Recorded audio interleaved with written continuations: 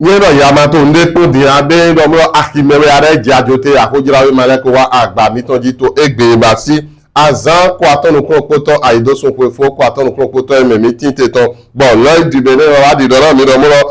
to o chawu se akimetoro de pelo ko weje keke fi gbe mo yedo alomo koton de pe mo koton jibo yedo alo eje ayin do porozo wa tole uwe wele me mo koton bon lo dibene wa to di doro mi po domro o gawo ito we no pe no kundo eyin wi ome o bibite kodo o dokoto pogo ewado o po yawede yi to o yopole si brodo yina by platform educ baso yedi govira ti o pojora yemo bon le Béninois libéré wo wa mo dipo do mo lo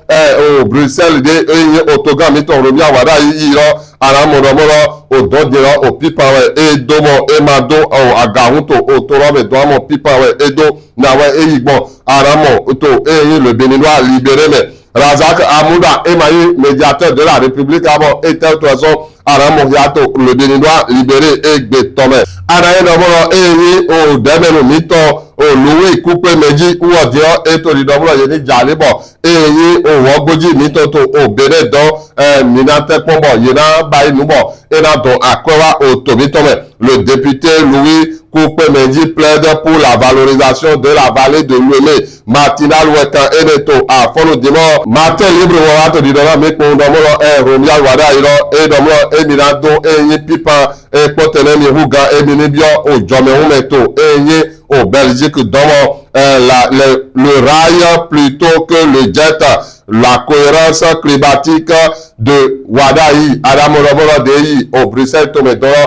Pipawe et Domo et Mado, et au Jetamo, et Taipoukaison, Aramohiato, Matin Libre et Bétomé. Le patriote, où on va monter pour le moment, automito, d'ailleurs, à Tchepipa, mito, et non, pe no kundo, et y o la mena no gandi mitogo, et magbi, bon, do tepon, yo, de no wazole, et tepon, au dotole, l'État s'engage en attendant les praticiens, ouais, et le patriote, tout, didora, mi pombo. La nouvelle génération, où on va monter pour le moment, au top, ben, si on dit, donc, à cas de route des pêches, diront, à mon défi, mite, diront, yo, tche, au hockey, jagi, jale, yo, tche, yek, badimo, au dabaru, pour on, sous ale, kowa, bo, à mon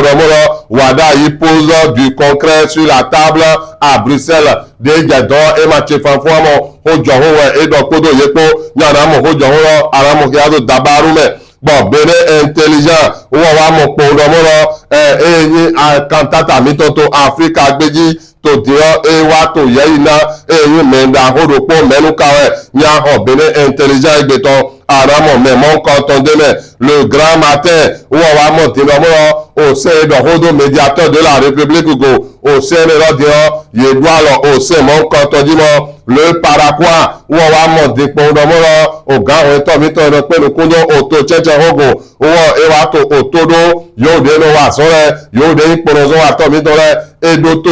bon, au Roi de Roetome, Yedo Horore, le chasseur info, où on a deux fois de Toran et Pomora, Yome to koton yo de isepere egbede yena do hojo horae o vide wa sore podo vide ma wa sore po mero popo yena kan si torazi bora kan sa torasa ayro egbede so ga o da be diro ere pora ja gbangba bo yesu yin re pora ja gbangba to gbeza to re araze ko to epo yawe bona ho hojirawe mare bona mo nude ye kan demere ara so to pipo me didi ato pipo me do alonu podo eyowa désiré podo ange topo bon vigilano ni so